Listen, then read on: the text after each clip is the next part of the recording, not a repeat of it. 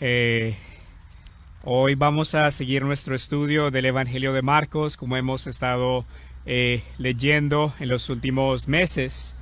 Y vamos a ver con detenimiento quién es Jesús de Nazaret. Esa es la intención de Marcos, desde el primer capítulo y el primer versículo, que podamos ver con claridad y podamos comprender que Jesús es el Hijo de Dios. Y no solamente saberlo en nuestra mente, sino con nuestro corazón creerlo y saber lo que eso implica para nuestras vidas desde una perspectiva eterna. Entonces vamos a orar, vamos a pedirle al Señor que nos guíe y que sea Él quien nos instruye.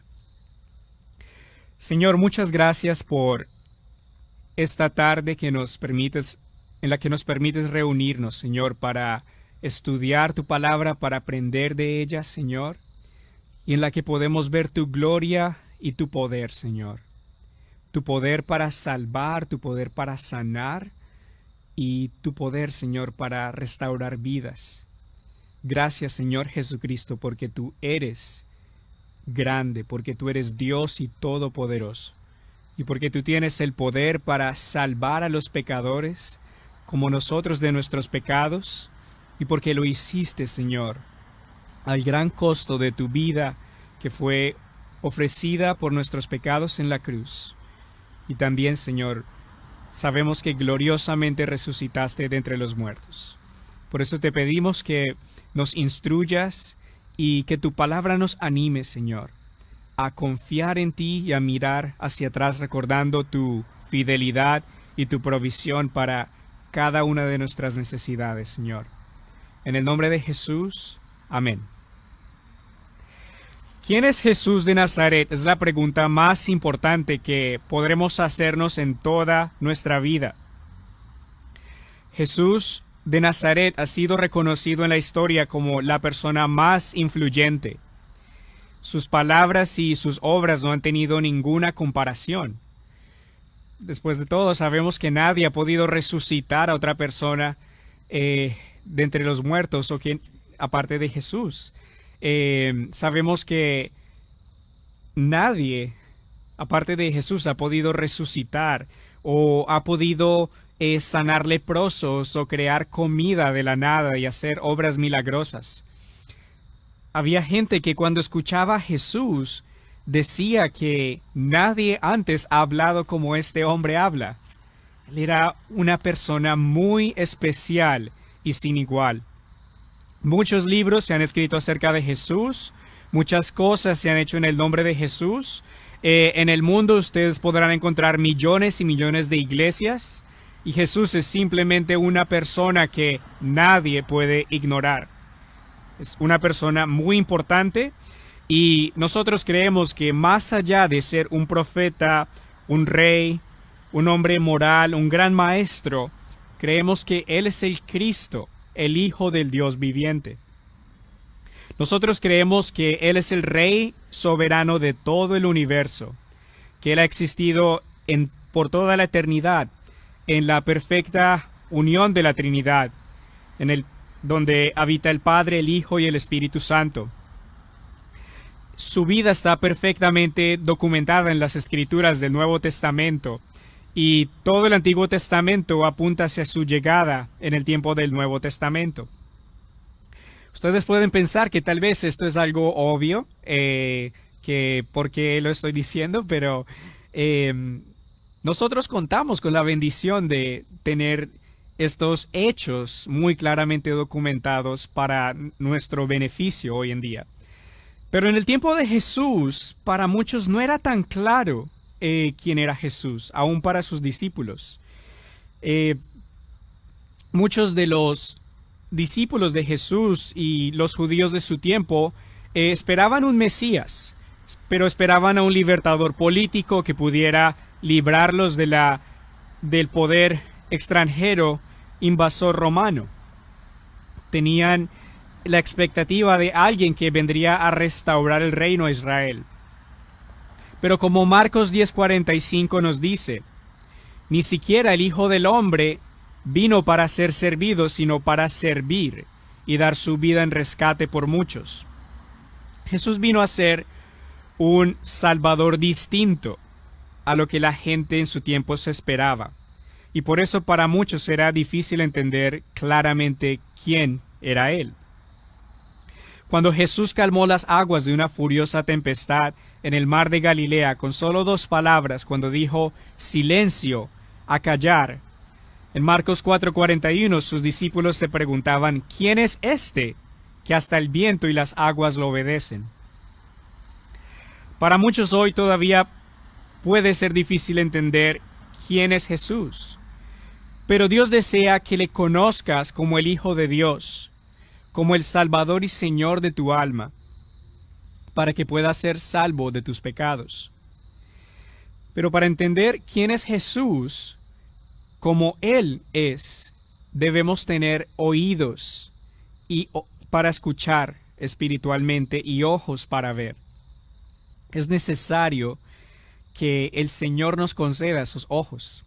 Y tal vez tú puedas pensar, pero ¿cómo es eso de que necesito oídos y ojos? Yo puedo escuchar claramente y puedo ver claramente, pero más allá de estos oídos y de estos ojos, necesitamos unos oídos espirituales, unos ojos espirituales que puedan ver las cosas de arriba, las cosas que no son de acá, para que podamos entender bien quién es Jesús y que podamos conocerlo como nuestro Señor, Dios y Salvador, y por medio de Él podamos tener vida eterna. Hoy vamos a enfocar nuestra atención en Marcos capítulo 7, versículos 31 al capítulo 8, versículo 26. Y vamos a enfocarnos en 3 puntos generales. El poder de Jesús para sanar físicamente y espiritualmente. En el capítulo 7, versículos 31 al 37, y en el capítulo 8, versículos 22 al 26. También vamos a ver el poder de Jesús para proveer el pan de vida, en el capítulo 8, versículos 1 al 10. Y vamos a ver también nuestra necesidad de poder escuchar y ver espiritualmente, en el capítulo 8, versículos 11 al 21. Entonces vamos a leer Marcos 7, 31.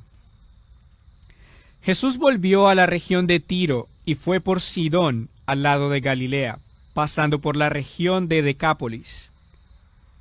Le llevaron allí a un sordo y tartamudo y le rogaban que pusiera la mano sobre él. Jesús lo apartó de la gente, le metió los dedos en las orejas y con su saliva le tocó la lengua. Luego levantó los ojos al cielo y lanzando un suspiro le dijo, Éfata, es decir, ábrete. Al instante se le abrieron los oídos y se le destrabó la lengua, de modo que comenzó a hablar bien. Jesús le mandó que no contaran esto a nadie, pero mientras más se lo prohibía, ellos más y más lo divulgaban. La gente estaba tan asombrada y decía, todo lo hace bien. Hasta puede hacer que los sordos oigan y que los mudos hablen. Esto es algo asombroso e impactante. Y ocurre justo después de que Jesús, estando en la región de Tiro, en una región donde vivían muchas personas que eran no judías, después de que él sanó a la hija de la mujer sirofenicia. Esta era una mujer no judía que tenía una hija que estaba poseída por un demonio. Aunque esta mujer no era parte del pueblo de Israel, el Señor Jesús se compadeció de ella y expulsó el demonio de su hija. Estando en esa región de Tiro, el Señor se fue hacia el norte del margen del mar de Galilea por Sidón y después se fue hacia el sureste, hacia la región de Decápolis o la región de 10 ciudades. Allí le llevaron a un sordo y tartamudo y le rogaban que pusiera la mano. Este es un encuentro interesante. Es un encuentro interesante en el que mucha gente se acercaba a Jesús y le traía a un hombre que estaba claramente quebrantado y que estaba enfermo. Es muy posible que la fama de Jesús se hubiera hecho muy grande en esta región de Decápolis, porque como sabemos en Marcos 5:20, un hombre que había estado endemoniado por una legión de demonios fue a esta misma región y estaba divulgando todo lo que Jesús había hecho con él. Este era un hombre que había estado poseído por más de 2000 demonios y estaba muy afligido, pero Jesús lo libró de este yugo tan horrible. Estando allí, le lleva a un hombre que es sordo, que no puede escuchar, que no puede comprender lo que le dicen y que tampoco puede comunicarse de una forma entendible porque era tartamudo.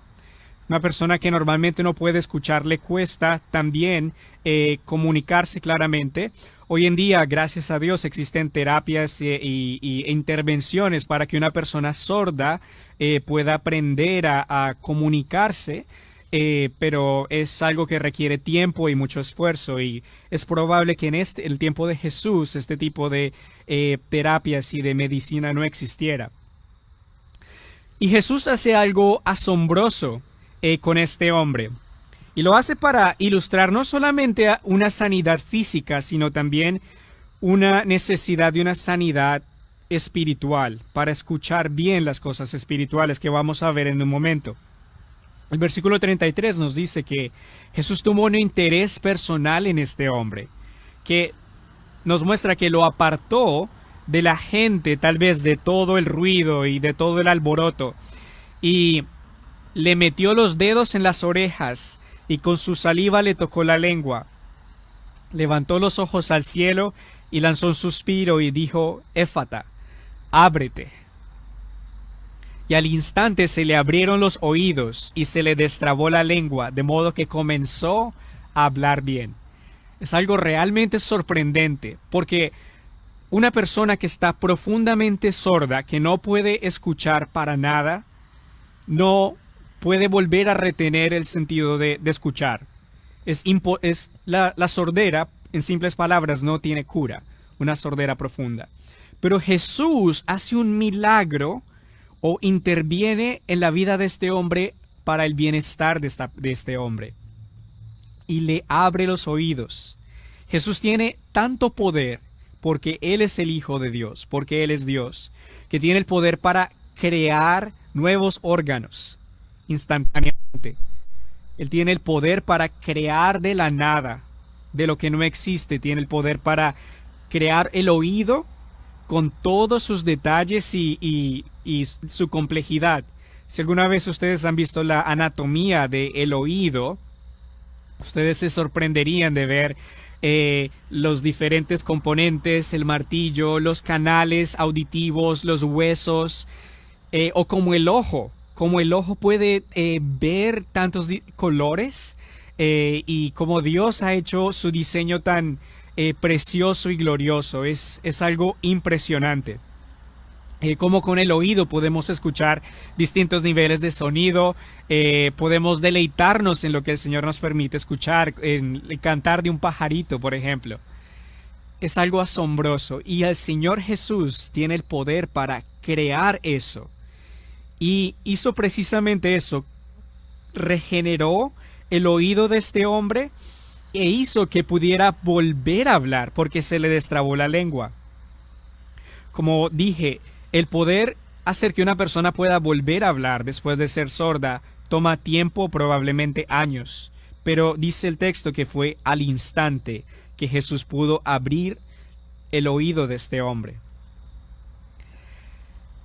Esto era algo importante para este hombre porque el no poder oír quería decir que probablemente era dependiente de todo el mundo para que lo llevara de un lado a otro. Probablemente era vulnerable, no podía proveer para sí mismo y necesitaba que alguien pudiera restaurar su oído, y solamente Jesús podía hacer eso. El oír es importante porque Romanos 10:17 nos dice que la fe proviene del oír, y el oír proviene de la palabra de Dios. Necesitamos poder escuchar, tener el sentido de escuchar para poder entender la palabra de Dios. Pero, como vamos a ver, hay muchos que también escucharon las palabras de Jesús, pero no siempre las recibían. Entonces hay una necesidad grande también de poder escuchar con oídos espirituales.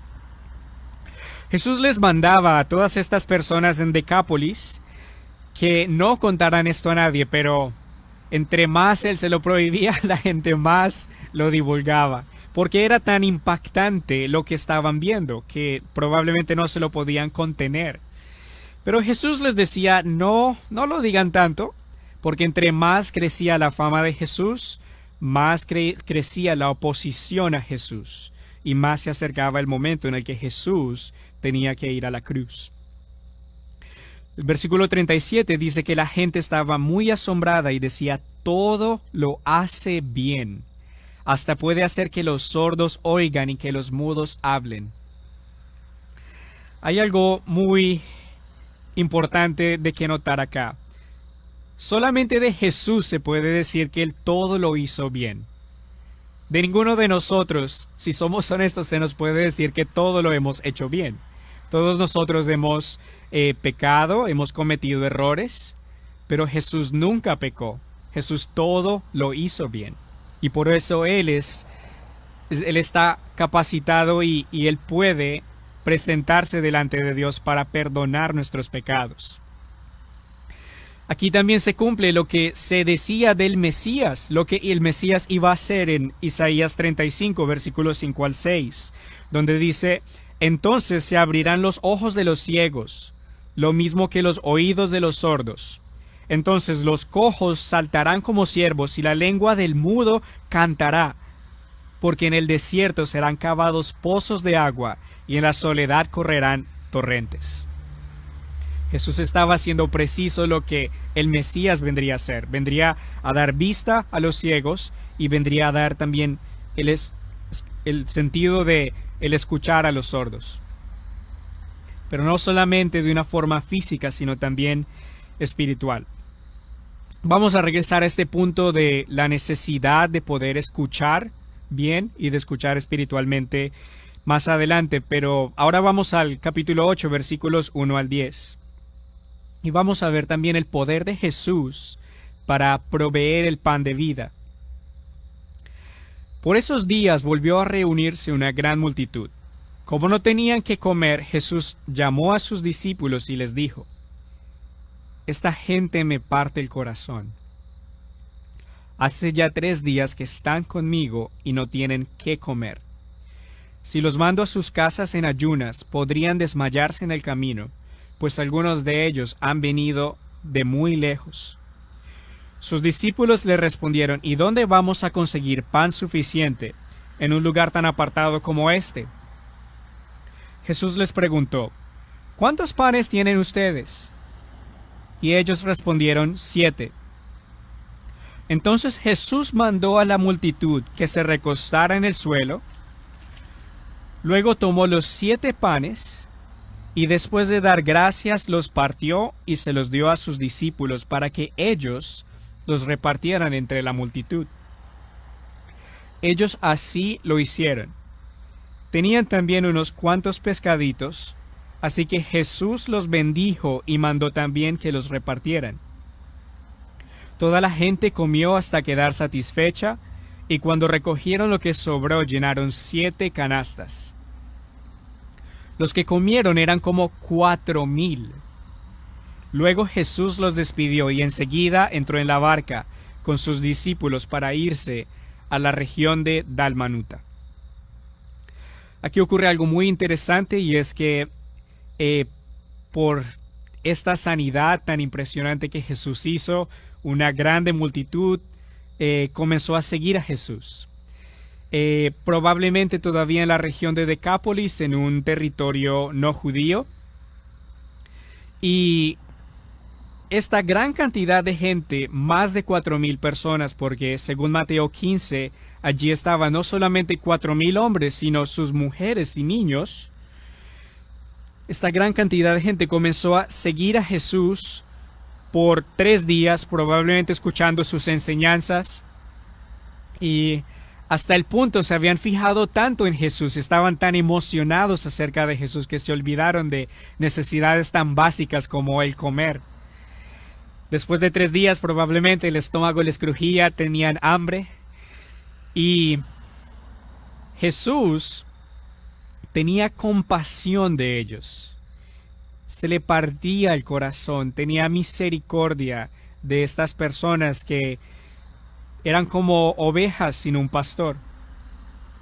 El Señor estaba consciente de sus necesidades y no quería enviarles a sus casas de regreso en ayunas porque podrían desmayarse en el camino, porque habían venido de muy lejos, probablemente vinieron de ciudades lejanas a aprender y a buscar a Jesús. Y es importante ver aquí que esta es la segunda alimentación que Jesús hace de una gran cantidad de personas. Primero fue de más de 5,000 y ahora es de 4,000. Y Jesús no se ve limitado por la falta de recursos. Jesús no es quien pregunta ¿de dónde vamos a sacar pan en este lugar tan remoto? De pronto en un desierto o en un lugar montañoso donde no habían ciudades, donde no había Giant, donde no había Walmart, donde no había dónde comprar comida.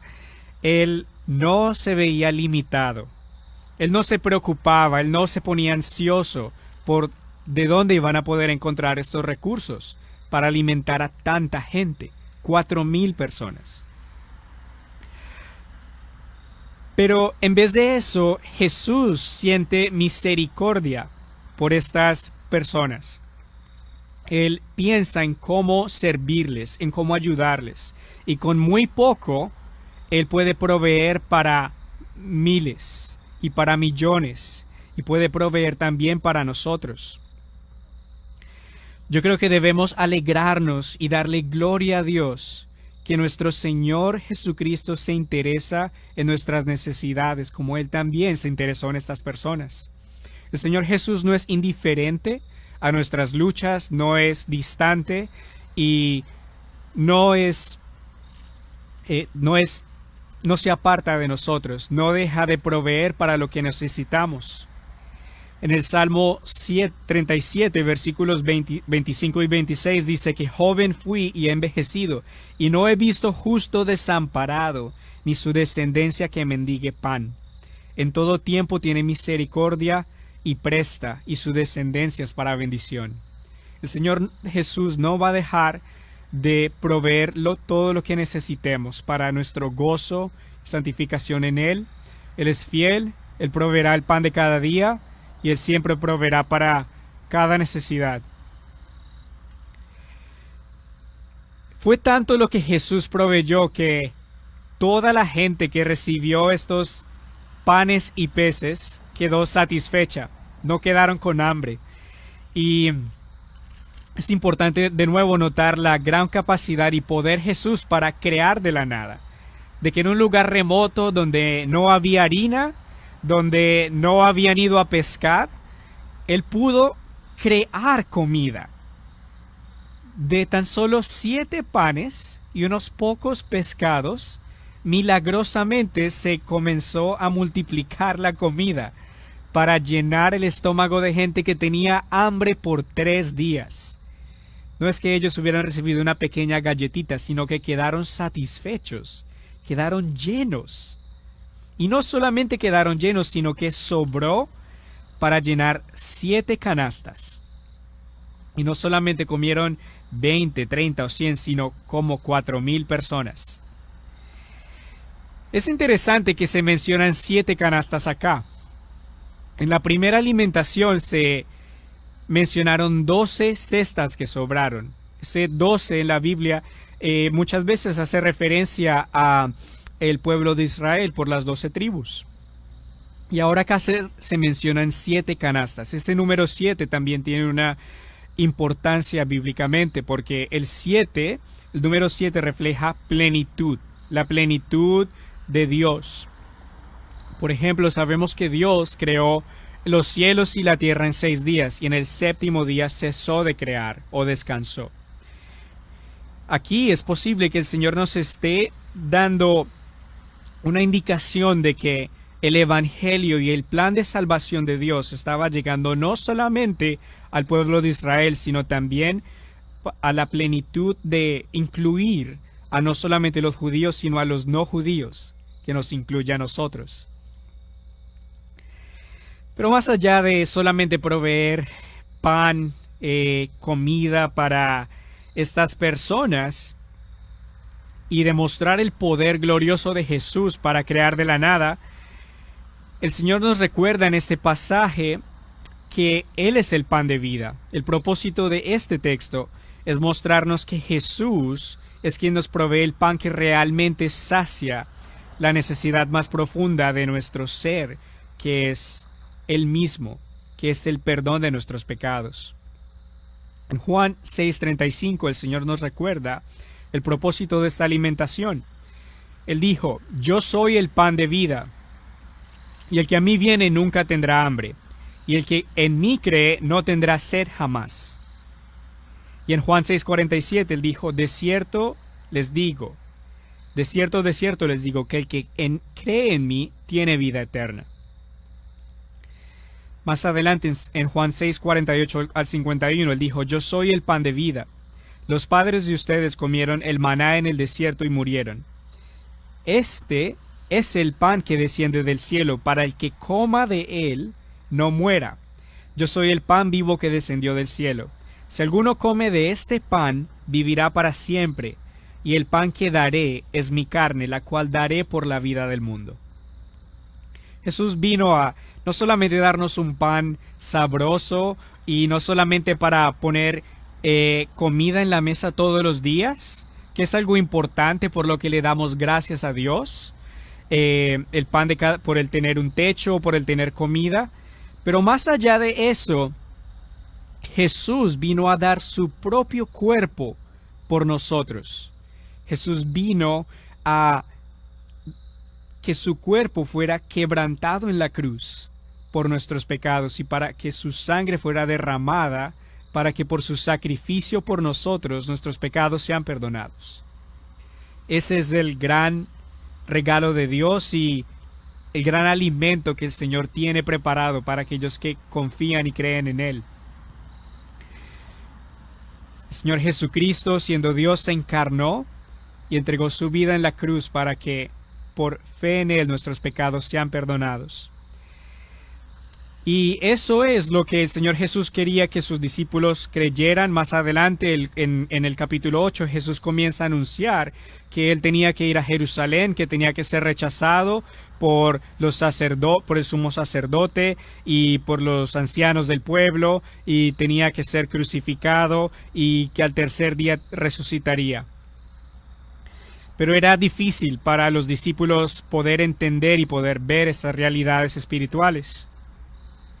Pero es lo que Jesús vino a hacer para nosotros, y ese es el verdadero pan de vida que Él nos ofrece.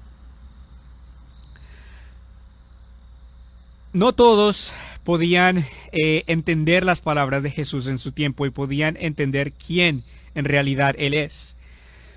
En el versículo 11 se nos dice que los fariseos llegaron y comenzaron a discutir con Él, y para ponerlo a prueba le pidieron que hiciera una señal del cielo. Lanzando un profundo suspiro, Jesús dijo: ¿por qué pide esta gente una señal? De cierto les digo que ninguna señal se les concederá. Los dejó entonces y volvió a entrar en la barca para irse a la otra orilla. De Jerusalén probablemente enviaron a un grupo de fariseos, que era la secta religiosa de los judíos más estricta, que Jesús acusaba mucho de hipocresía. Les decía: ustedes imponen muchas tradiciones y muchas cargas a la gente, pero ustedes no están dispuestos a levantarlas ni con un dedo. Y esta gente vino a Jesús y vino no con una buena intención, porque querían discutir con Él y ponerlo a prueba. Querían tentarlo, como lo trataban de hacer muchas veces, y le pedían que hiciera una señal del cielo. Es interesante esta petición de los fariseos, Tal vez ellos decían, por favor, déjanos ver del Padre algo, para que podamos ver que tú eres aquel libertador que estamos esperando. Pero no era algo que agradaba al Señor, porque tal vez ellos querían ver que cayera fuego del cielo y que Jesús y que del cielo se escuchara una voz y que dijera o que hubiera una flecha y le dijera este es. Pero Jesús ya había hecho grandes obras y señales mostrando que Él es el Mesías. Él había sanado enfermos, había expulsado demonios, había resucitado a gente de los muertos, había hecho muchas obras que comprobaban quién Él es. Pero el problema de estos hombres es que tenían una ceguera espiritual, no podían ver y no podían creer, porque no querían creer, se rehúsaban a creer. Ellos querían seguir tratando de complacer a Dios y de llegar a Dios por sus propios medios, por sus tradiciones, y no por Jesucristo mismo, por Dios mismo a quien tenían al frente. En Mateo 16, 1 al 4, el Señor Jesús dijo, al llegar la noche, ustedes dicen, hablándole a los fariseos, va a ser buen tiempo, porque el cielo está rojizo. Por la mañana ustedes dicen, hoy habrá tempestad porque el cielo está rojo y nublado. Bien que saben distinguir el aspecto del cielo, pero no pueden distinguir las señales de los tiempos. La generación mala y adúltera demanda una señal, pero no recibirá más señal que la del profeta Jonás. Y los dejó y se fue.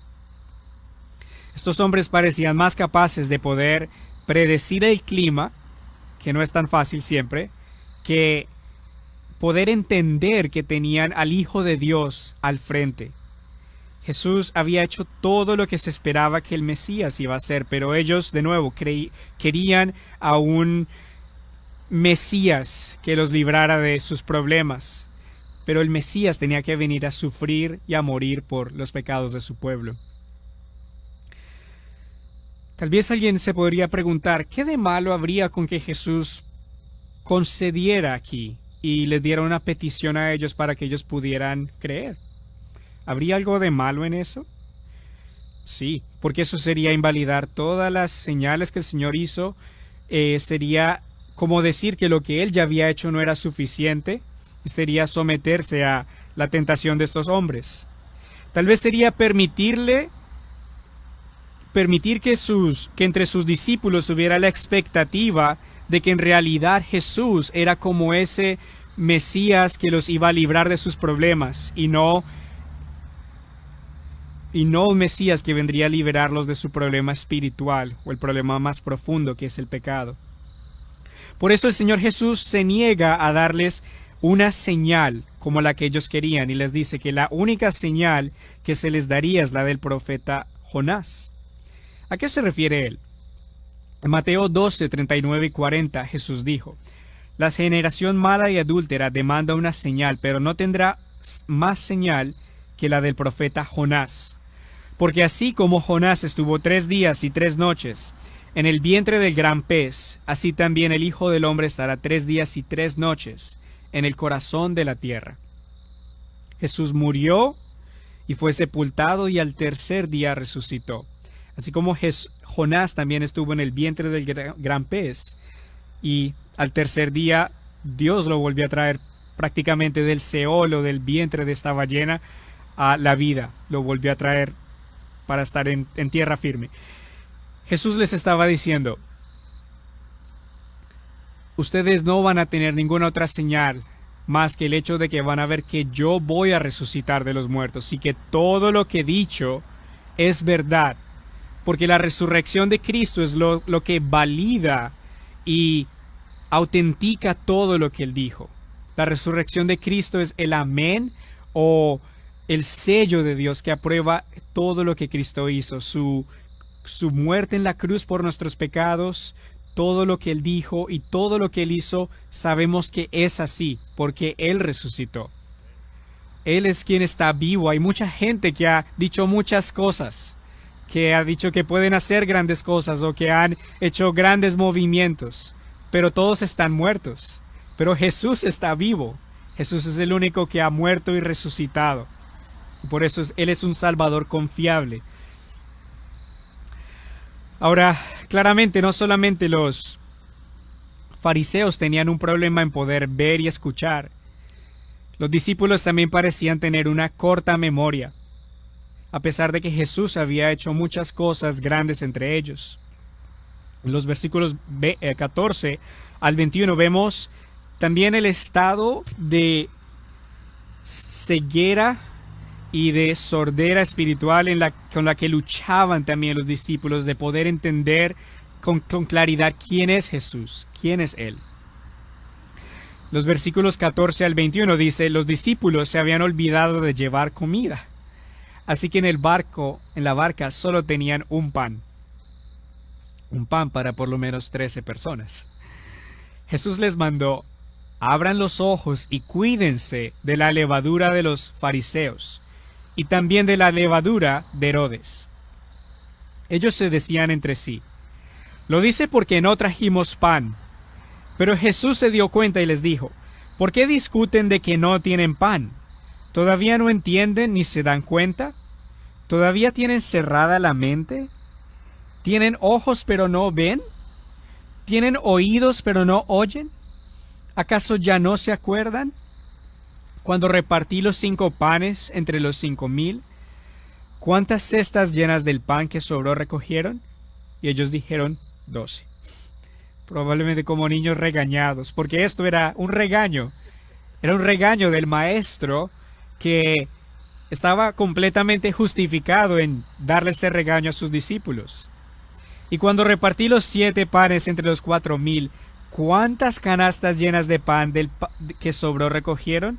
7. Entonces les dijo: ¿y cómo es que todavía no entienden? El Señor les estaba hablando que se cuidaran de la levadura de los fariseos, que según Lucas 12:1 es la hipocresía. Él les estaba diciendo: tengan cuidado, no piensen que por su legalismo ustedes van a poder entrar al reino de los cielos. No crean que por su aparente piedad van a poder complacer a Dios. No crean que pueden venir y exigir estas señales, sino que deben creer, porque el cristianismo es una fe en la que se cree para poder ver, en la que confiamos para poder ver lo que el Señor tiene para mostrarnos. Pero los discípulos creían que Él les estaba hablando de pan. Probablemente estaban preocupados porque decían: lo dice porque no trajimos pan. Y discutían: solo tenemos un pan. Hombres ya grandes, con hambre probablemente en una barca y con un solo pan para los 12 y Jesús. Podían haber más discípulos, había muchos discípulos que seguían a Jesús. Pero Jesús no les estaba hablando de pan, les estaba hablando de algo completamente distinto. Y les dice: ¿por qué se preocupan por el pan? Y le hace estas preguntas bien retóricas. ¿Todavía no entienden ni se dan cuenta? Claramente todavía no entendían ni comprendían que Jesús podía volver a multiplicar ese solo pan en suficiente para darles a ellos todo lo que quisiera, para poder satisfacerse. Todavía tenían cerrada la mente, todavía necesitaban ojos porque no veían. Todavía necesitaban nuevos oídos porque no escuchaban. ¿Acaso ya no se acuerdan? Parecía que los discípulos tenían una memoria corta espiritualmente. Y si somos honestos, yo creo que no solamente ellos luchan con eso de una memoria corta. Yo les confieso que a veces, cuando me enfrento a retos o dificultades grandes para mí, me preocupo. Les confieso que a veces puedo temer un fracaso o un resultado negativo o diferente a lo que yo me espero o quisiera. Y yo creo que no soy el único entre nosotros que puede tener estas luchas. Yo creo que muchas veces, podemos luchar con temores, con pensar ¿y qué de mañana? Pero es porque a veces nos olvidamos de cuánto Dios ya ha hecho por nosotros en el pasado. Los discípulos parecían haber olvidado que Jesús tenía el poder para proveer en abundancia para ellos. ¿Y no ha Jesús provisto para nosotros abundantemente en el pasado? ¿No nos ha ayudado o librado de grandes dificultades o pruebas? Entonces, cuando encontremos luchas o dificultades, ansiedades, tenemos que recordarnos a nosotros mismos las promesas de Dios, el Evangelio, de que Dios estuvo con nosotros antes. Y si fue fiel antes, Él también estará con nosotros ahora y por toda la eternidad. El Señor Jesús es más grande que la escasez. El Señor Jesús es más grande que las enfermedades. El Señor Jesús es más grande que las luchas que podamos tener. Si Dios proveyó un cordero para sí mismo, si Dios proveyó a su único Hijo Jesucristo, y no lo escatimó, sino que Dios en su amor por ti y por mí, envió a su Hijo Jesucristo a morir en una cruz sangrienta, a recibir la justa ira de Dios en contra de nuestros pecados, y también a resucitar de entre los muertos para que por Él podamos tener vida eterna. ¿Cómo no también con Él nos dará todas las cosas? Por eso es que Pablo puede decir, ¿quién podrá acusar a los escogidos de Dios?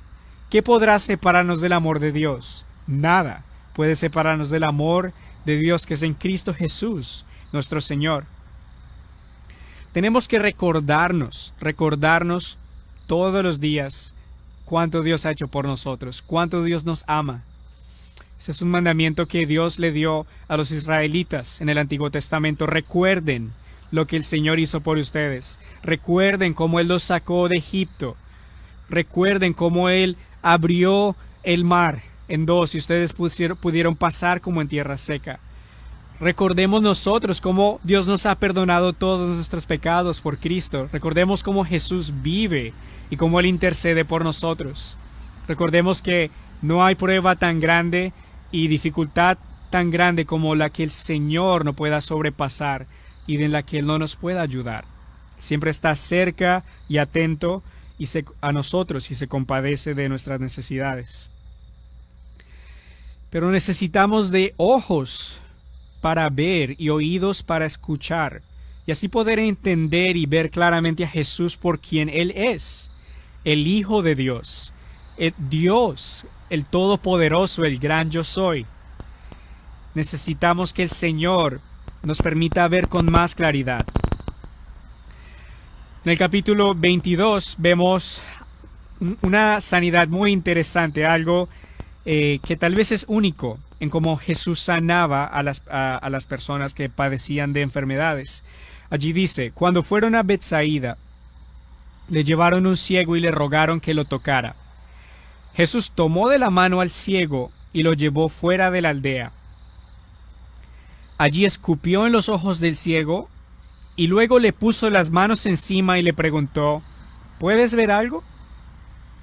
El ciego levantó los ojos y dijo, veo gente, parecen árboles que caminan.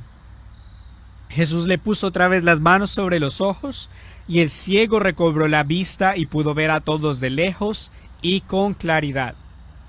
Jesús lo envió a su casa y le dijo, no vayas ahora a la aldea.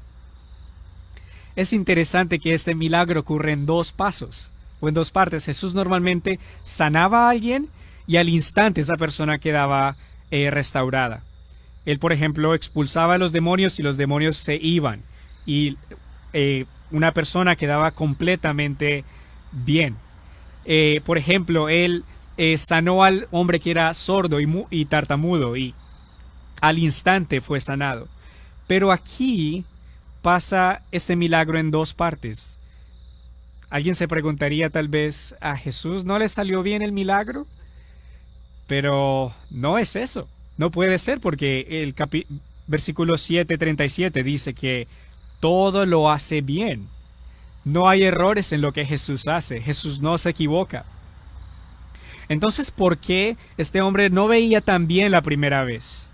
Es porque Acá se estaba ilustrando un punto acerca de los discípulos, que ellos todavía no veían tan claramente quién Jesús era, todavía no entendían muy bien, veían como borrosamente, necesitaban unas gafas espirituales. Pero esa segunda vez, sí, la segunda parte del milagro, este ciego sí pudo ver. Y fue así para mostrar que con el tiempo los discípulos iban a poder entender quién Jesús realmente es. Más adelante, Pedro va a decir que Jesús es el Cristo, el Hijo del Dios viviente. Más adelante, después de la resurrección, los discípulos iban a entender con completa claridad que Jesús es el Hijo de Dios, que Él es Dios Todopoderoso. Y como dice en Hechos 4:12, que en ninguno hay otra salvación, porque no se ha dado a la humanidad ningún otro nombre bajo el cielo mediante el cual podamos alcanzar la salvación. El Señor tenía que concederle a sus discípulos ojos espirituales y oídos espirituales para poder creer y ver bien a Jesús. ¿Puedes ver tú con claridad hoy? ¿Puedes oír con claridad hoy al Señor? ¿Qué necesitamos para poder ver bien y para poder escuchar bien? ¿Es Dios quien crea el órgano del ojo y el órgano del oído? ¿Cómo hacemos nosotros? Necesitamos creer, necesitamos pedirle al Señor que nos dé un corazón dispuesto a creer y a escuchar lo que Él dice y a creerlo y a recibirlo en nuestro corazón. Eso es lo que necesitamos, fe. Y el Señor es quien nos puede dar esa fe para creer y poder ver lo que Él quiere mostrarnos y poder escuchar su palabra y confiar en Cristo. Es necesario poder ver a Jesús bien y escucharle bien, porque debemos creer el Evangelio para ser salvos. Debemos creer que Él es quien murió por nosotros y quien resucitó. Y debemos arrepentirnos de nuestros pecados y amarle y recibirle como nuestro Señor y Salvador. Quiero finalizar leyendo Juan capítulo 9, versículos 1 al 12 y 35 y 41. Porque allí se habla de un hombre que nació ciego y de cómo Jesús le dio la vista a este hombre. Allí dice en Juan capítulo 9, versículo 1, al pasar, Jesús vio a un hombre que era ciego de nacimiento. Sus discípulos le preguntaron, Rabí, ¿quién pecó para que éste haya nacido ciego, él o sus padres? Jesús respondió, no pecó él, ni tampoco sus padres. Más bien fue para que las obras de Dios se manifiesten en él.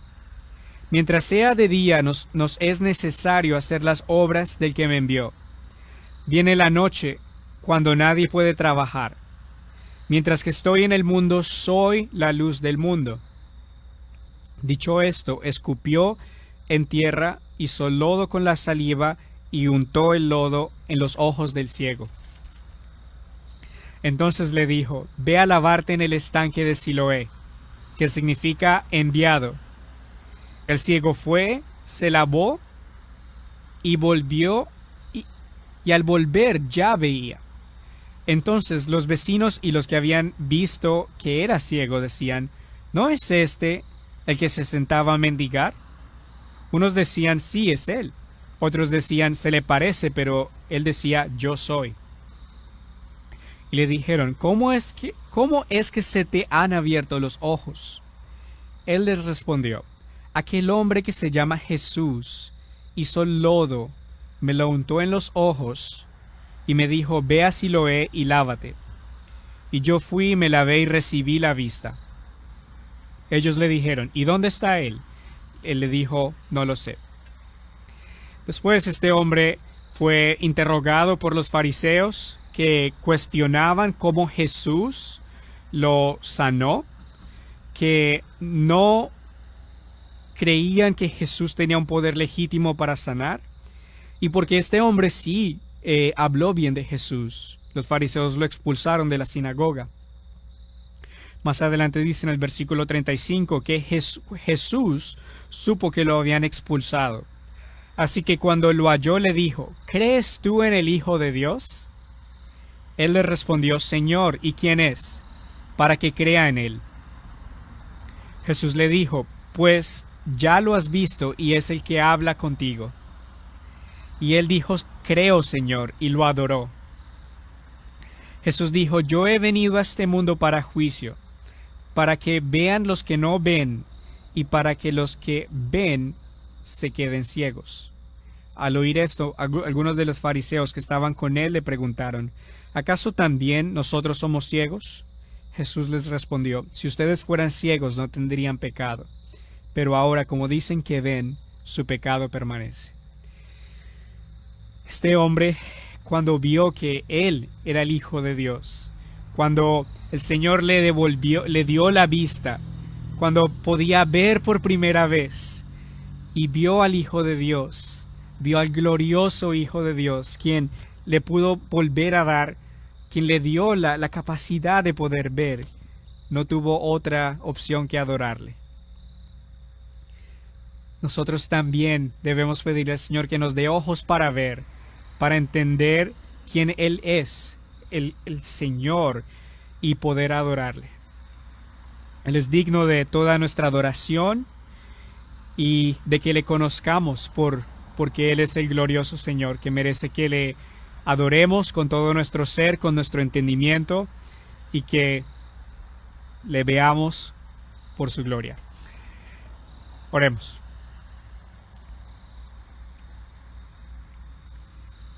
Señor Jesús, Señor, queremos agradecerte porque un día éramos ciegos, un día no teníamos cómo distinguir entre nuestra mano derecha y nuestra mano izquierda, porque estábamos alejados y perdidos, Señor, como sordos y ciegos tropezábamos y estábamos muertos en nuestros delitos y pecados, Señor.